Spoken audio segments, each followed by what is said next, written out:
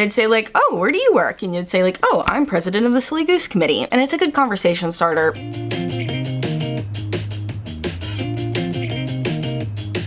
Hello, and welcome back to the Hard Feelings podcast. This is, of course, my mental health podcast where I talk about things like anxiety and depression, anger, jealousy, aka hard feelings. Thank you so much for coming back this week for yet another episode. I do have some notes this week, but it's really only a page, and honestly, it's a little rambly, and I just Googled the definition of the word embarrassment right before making this video, and man, I can't lie to you, it kind of blew my mind, because okay, you see the title of the episode, you know we're talking about embarrassment today, but yeah, I just read the Merriam-Webster's definition, and it says a feeling of self-consciousness, duh, awkwardness, duh, and shame.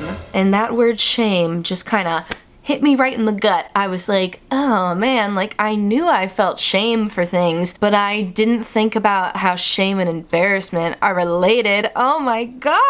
So okay, let me back up here a minute. So basically before I started my mental health journey, by that I mean just before I started going to therapy and like, doing my own research and trying to, before I started my mental health journey, I used to just tell people like, oh, I just hate that I feel embarrassed all the time. I just feel so awkward and everything is so embarrassing to me. Stuff that wouldn't be embarrassing for somebody else is embarrassing to me all the time. I used to think going anywhere alone was really embarrassing. Oh my gosh, I remember if I ever had a class that I didn't have a friend in, I would feel so embarrassed and awkward that I couldn't even take the step to talk to someone. Hi, also severe social anxiety, but like I would just feel this sense of what I now know is shame, but like it was embarrassment, Asking for help was also really embarrassing. I would feel really embarrassed to ask certain teachers for help. I had a couple of really great teachers who were just like always offering their help, which was wonderful for me, but yeah, there was definitely times where I was too embarrassed to ask a question because I didn't want to appear stupid. I used to get really embarrassed talking about anything that I wasn't an absolute expert in. I remember, I think it was my 7th or 8th grade English teacher saying like, I know that you know the answers, like you just need to raise your hand. And I told him like, yeah, but if I'm not 100% positive that it's the right answer, like I won't volunteer. And he was like, oh, like it's okay to have the wrong answer. I'm not gonna make you feel bad about it. And I was like, but I will be so embarrassed, sir, you don't understand. And yeah, so I just like everything used to embarrass me. And that's kind of been like a little side quest I've had for myself this last year. But this subplot, well, I guess it's not even really a subplot. I guess it's all a part of my freaking mental health journey, but what I'm calling this subplot is my mission to eradicate embarrassment. Like, I am just so freaking sick of being embarrassed, dude, because do you know what the feeling of embarrassment has done to me? It's caused me to not do anything, because if you stay home, if you don't go and try new things, you're a lot less likely to be embarrassed. Yeah, well, you're also less likely to have a good time. You're also less likely to live a little, So this is the year that I've just been doing things that used to make me feel embarrassed and anxious. You know what? Those also kind of go together too. Like, I feel like shame feeds into a lot of anxiety. Like, we'll have anxiety about something because we feel shame around it. All of these feelings, it's amazing how intertwined they all are, and you don't think about it until you say it out loud or listen to some silly goose say it on a podcast. It's me, I'm the silly goose. I actually had like a half dream, half just thinking, like half dream, half awake last night, where I was thinking about merch ideas, and one of them I thought of was SGC president, and it would make it look like a corporate type of like, quarter zip type of thing for all of us. But then in parentheses underneath, or maybe not parentheses, or just some sort of font, with somewhere it would say Silly Goose Committee. You'd be the president of the Silly Goose Committee, and I'd have like little geese you know, flying over, but it would be classy. Like, it would look super corporate. People would ask you, like, they'd say, like, oh, where do you work? And you'd say, like, oh, I'm president of the Silly Goose Committee. And it's a good conversation starter. So let me know what you think about that. But anyway, back to what we were talking about. So I've made it my mission this year. I believe I said eradicate embarrassment earlier. That comes off a little volatile. I'm not perfect, dude, but I'm trying to do more things that past me would find embarrassing, and honestly still current me finds embarrassing, but is trying to push through. One of those those things, going into stores and shopping by myself. I'm not talking about like walking around Target by yourself, walking around CVS by yourself. I'm talking about going into a small local boutique where there's only one person working and it's a small space and there's a lot of really personalized items. One of my favorite places to be. I love shopping in places like that. There's this awesome vintage store in my neighborhood that I never went inside for like 4 years of it being open. And it was literally just because I felt embarrassed to go in there by myself. I was like, I don't know, I'm not gonna make good conversation. I don't know, I'll just be awkward and I'll feel weird and I'll feel embarrassed. And then the first time I did actually go in, my boyfriend went in with me. Like I couldn't even go in by myself. But it was okay because, you know, that kind of like got my foot in the door and then I was able to go by myself after that. But so I've been doing that more. I've been going shopping in like local stores in my neighborhood and not feeling weird about it. Another thing is going into, I'm gonna try not to be embarrassed about this because, or should I feel embarrassed about it? Ugh, you guys, this is a hard feeling, is it not? I'm just gonna say it and you know I'm feeling a little embarrassed to say it. But yeah, I used to also be nervous to walk into restaurants and order food, like, you know, place an order for takeout. I was such a seamless girly and it was costing me so much more money too. And I know that Seamless takes like a huge cut of those local restaurants' profit. So like that sucks. Always order in a restaurant if you can. But hi, I used to be absolutely terrified to do that and just feel so like I couldn't possibly just walk into a restaurant and order. And I've been doing that more for myself lately. And it's wonderful. I end up with a lot more interesting food choices because like I'm in there and I'm ordering off the menu and sometimes people will talk to you. Everyone's nice. I don't know why I'm always so freaking afraid to go into stores because I just find that most people who work at like little local restaurants are really nice. Even like chains, okay, you know, the ladies at my Dunkin' are really nice too. Like everyone is nice. I know that's not true. I know not everybody is nice, but you know what? More people than not are nice. Like you are more likely to have a great interaction than a not great interaction. And I've even had interactions that are both. And you know, the only not great is just like me feeling awkward. I went into a bakery for the first time a couple months ago and I basically walked in and the person working was like, what can I get for you? And I was like, oh shoot, like they didn't have like a menu up. It was just like all of the cookies were in front of you and it was a Romanian bakery, which everything, spoiler alert, everything I did get was amazing and delicious and I've been back. But I had no idea what I was ordering. Things weren't labeled, like it was just all in there. You know, this was like a bakery that's been around for like 80 plus years. And I took a risk, even though I felt embarrassed. I said, I've actually never been here before. Could you tell me what you recommend?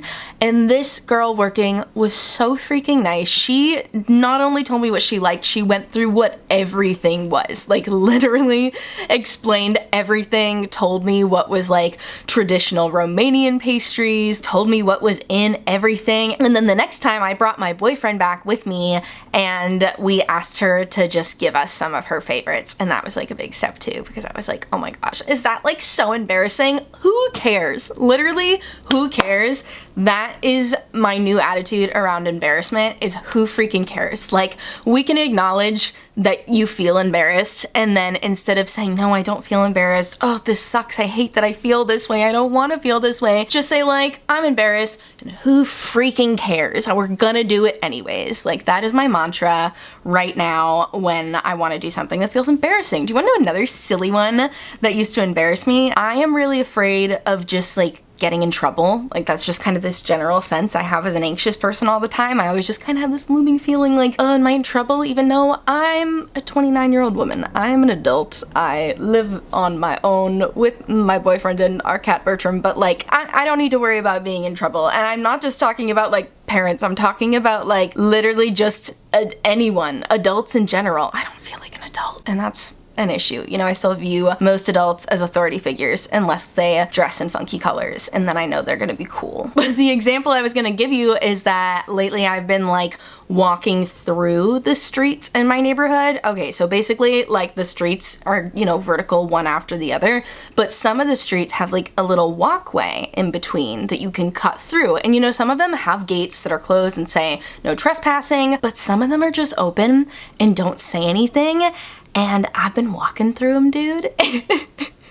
And it's made me feel like such a badass. Like, the first time I did it, my heart was pounding. I was like, because I have that constant looming sense that I'm always in trouble, so I'm like, someone's gonna pop out of their house and say, hey, you're not supposed to be walking through here. I'm calling the police. Like, I don't think anyone would do that. I don't think that's how things work. And if they did, I would just run. That's really the thing I had to come to terms with when facing this fear, I guess. I don't know, is it fear if you're just afraid of being embarrassed, afraid of getting in trouble? I don't know, there's different degrees of fear. You know, I don't fear for my life in that situation, I fear for my shame.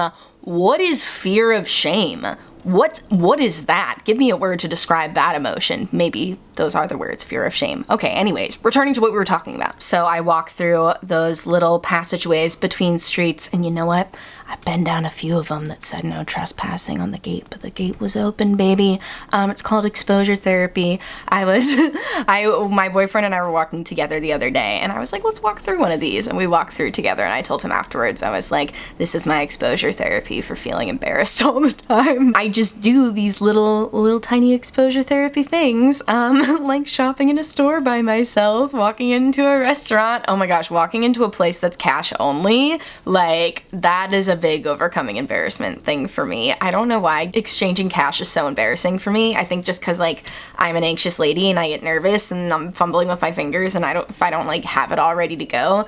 Oh my gosh, and that bakery I went into was cash only, and I had to get money out of the ATM because I didn't know, and it wasn't a big deal, but I was like, oh, this is embarrassing. And then I was like, literally, who cares? That no one is embarrassed for you. I think that's the thing that I really need to remind myself of more. You, me, and my silly goose brain have made up the rule that doing all of these things is embarrassing. There's really not even societal rules around it. That's why I think I feel like the president of the Silly Goose Committee when I talk about it. I hear the words out loud and I'm like, shopping alone is embarrassing. Okay.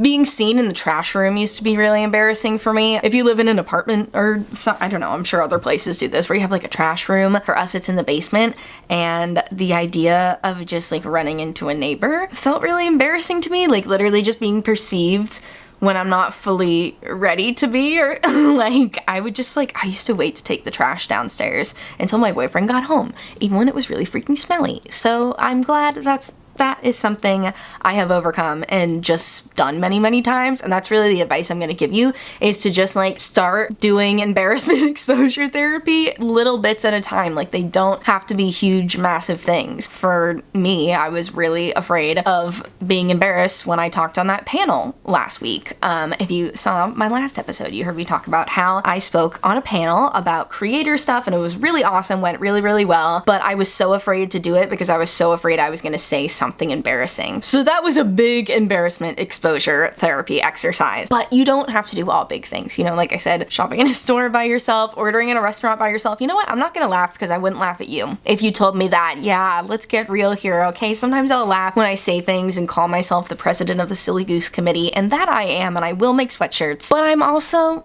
just a girl, and it's normal stuff to feel like this. Like, not everybody feels like this. I'm gonna level with you. Not everybody is feeling like this all the time, but a lot of people are. I'm one of them. Do let us know in the comments if you feel the same way and you find so many things embarrassing and you just feel like you are starring on the MTV show Awkward because you just feel awkward all the time. That show, obviously the girl with the bangs was awkward, but she wasn't. I remember thinking that. I remember thinking like, oh, she's pretty. Like, is she awkward? I mean, clearly I'm proving right now that you can be stunning and awkward.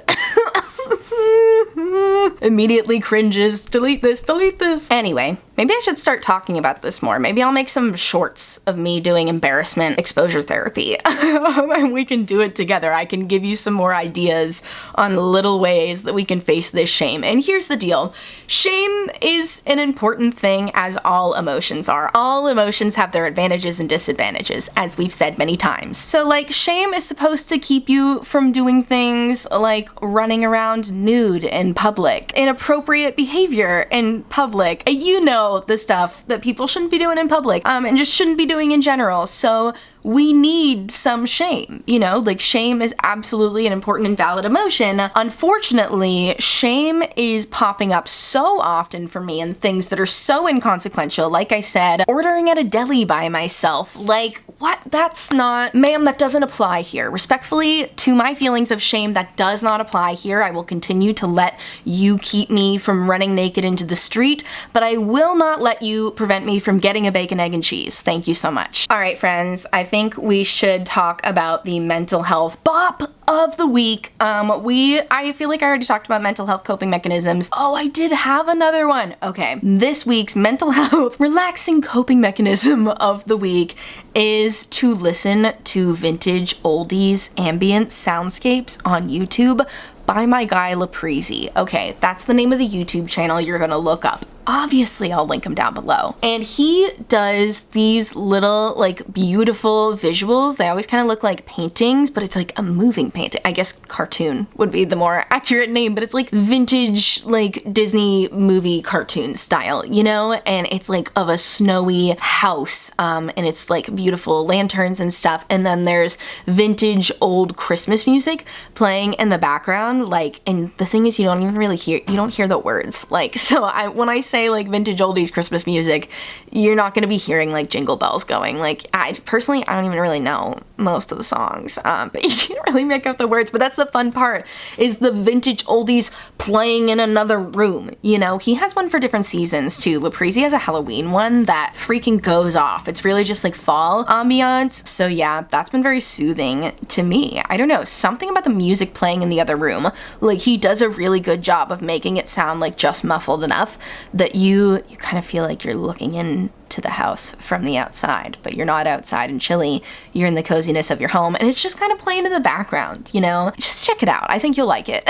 Okay, this week's mental health bop of the week is Love is Embarrassing by Olivia Rodrigo. Of course it had to be the bop of the week when we're talking about embarrassment. Is this week's hard feeling. This song is catharsis. This song is freedom. The way this song makes me feel is unlike anything any other song has ever made me feel, because when she says, I love the part where she says, I'm planning on my wedding with some guy I'm never marrying. I give up, but I keep coming back for more. Like, it's so funny. She's kind of like poking fun at herself and how embarrassing love is.